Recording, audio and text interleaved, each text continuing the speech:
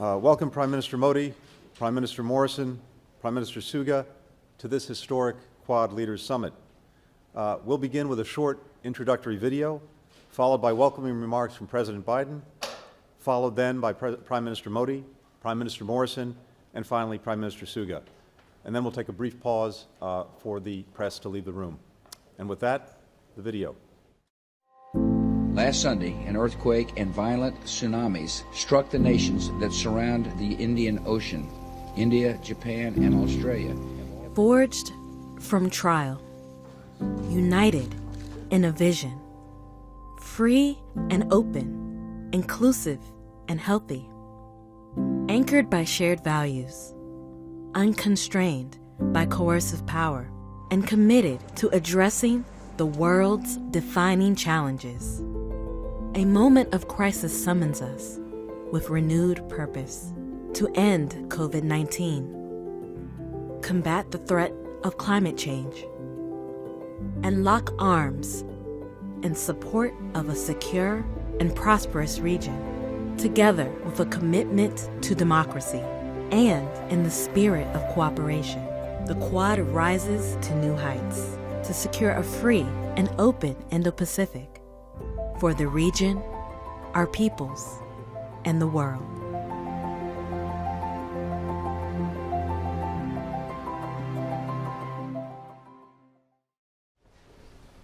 Well, hello, everyone.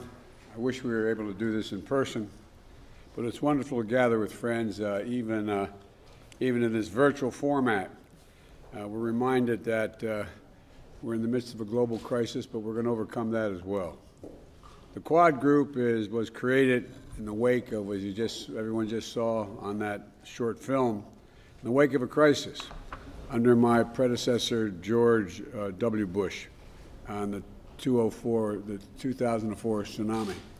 I remember later, Mr. Prime Minister in Japan going and visiting the aftermath of that. It was devastating what you all went through. And for the first time, we're convening this group at a leader level. And I want to thank my counterparts for joining me today, Prime Minister Morrison and Modi and Suga. It's good to have you all. Like I said, I wish we were doing this together. It's also the first multilateral summit that I've had the opportunity to host as president. And on this moment, it's a purpose that I think we all are concerned about. A free and open Indo-Pacific is essential to each of our futures, our countries. The United States is committed to working with you, our partners, and all our allies in the region to achieve stability. And this is a group of particularly important because it's dedicated to the practical solutions and concrete results. And my counterparts, if you'll forgive me, I'd like to give one example of why it matters. There are many examples. But yesterday, I signed into law the American Rescue Plan to get the American people through this pandemic and kickstart our economy and our economic recovery. It's a bill that will get meaningful help into the hands of people in our country who need it the most. Consequently, this week, the OECD revised up its expected rate of growth for the United States this year as a consequence of that legislation. In fact, it doubled it from 3.2% to 6.5%, the fastest rate in one-year economic growth since 1984. And it's critical because the OECD also predicted that the United States economic growth, fueled by the ARP and increased vaccinations, will be a key driver in global growth this year, and our trade partners benefiting around the world as a consequence. But to get this right, we all have to focus on generating domestic demand and driving sustainable global growth.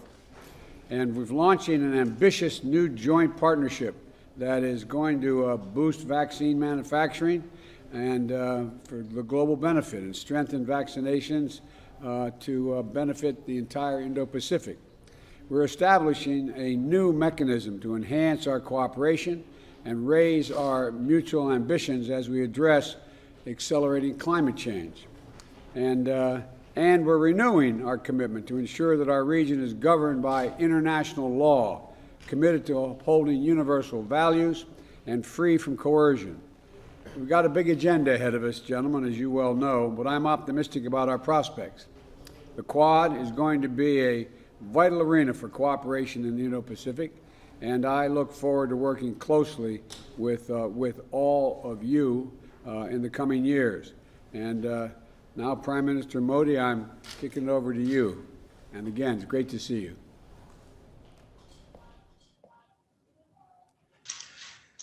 Your Excellencies, President Biden, Prime Minister Morrison, and Prime Minister Suga, it is good to be among the friends.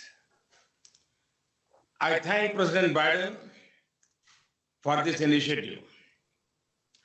Excellencies, we are united by our democratic values and our commitment to a free, open, and inclusive Indo-Pacific. Our agenda today, covering areas like vaccines, climate change, and emerging technologies, make the Quad a force for global good. I see this positive vision as an extension of India's ancient philosophy of Vasudhaiva Kutumbakam, which regards the world as one family. We will work together closer than ever before for advancing our shared values and promoting a secure, stable, and prosperous Indo-Pacific. Today's summit meeting shows that Quad has come of age. It will now remain an important pillar of stability in the region. Thank you.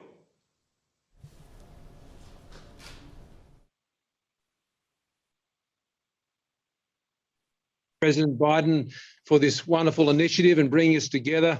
And my fellow Prime Ministers, it's great to see you. Namaste. Good morning, konnichiwa, and from Australia, g'day. As we begin a new day here in Australia, it's not yet dawn, but we join together as Quad leaders of nations to welcome what I think will be a new dawn in the Indo-Pacific through our gathering.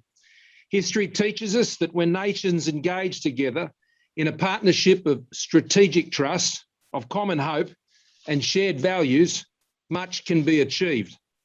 When the world emerged from the Great War and our last global pandemic a century ago, it soon found a Great Depression and another global conflict that unleashed a poverty and a devastation that was unthinkable. As we emerge from this global pandemic and the global recession, let us together create a different future. It is the Indo-Pacific that will now shape the destiny of our world in the 21st century. As four leaders of great liberal democracies in the Indo-Pacific, let our partnership be the enabler of peace, stability, and prosperity, and to do so inclusively with the many nations of our region, to share in their vision as expressed through ASEAN for an open, inclusive and resilient Indo-Pacific, to respect and support their sovereignty, independence and security by upholding our values and supporting international law, and to address the many challenges we face from COVID to climate change. Know, friends, that Australia, while looking to our friends in all of these tasks, we never leave it to our friends. We'll do our share of the heavy lifting to lighten the burden for us all. I'm delighted to now hand over to my good friend, Yoshi, Prime Minister Suga. Joe, Joe, Mr. Modi, and ScoMo, it is a great honor to realize the Japan, Australia, India, US Leader Summit with all of you working together to realize a free and open Indo-Pacific. Starting with the response to the tsunami disaster that we just saw on the video, the Quad four countries transformed into a forum for diplomatic dialogue in 2007. Since then, after overcoming some difficult circumstances from around 2017, we gained fresh momentum. In October last year, we reached the stage of holding the foreign ministers meeting here in Tokyo. Less than half a year since then, we are now holding this first leaders summit. And I do feel emotional about the development. I thank Joe for your initiative. With the 4 countries working together, I wish to firmly advance our cooperation to realize a free and open Indo-Pacific and to make visible and tangible contribution to the peace, stability, and prosperity of the region, including overcoming COVID-19. Yesterday was the 10th anniversary of the Great East Japan earthquake. We received massive support from the US, Australia, and India in our response to the disaster. Joe visited the affected area soon after the disaster, and I thank you once again. I look forward to a fruitful discussion today.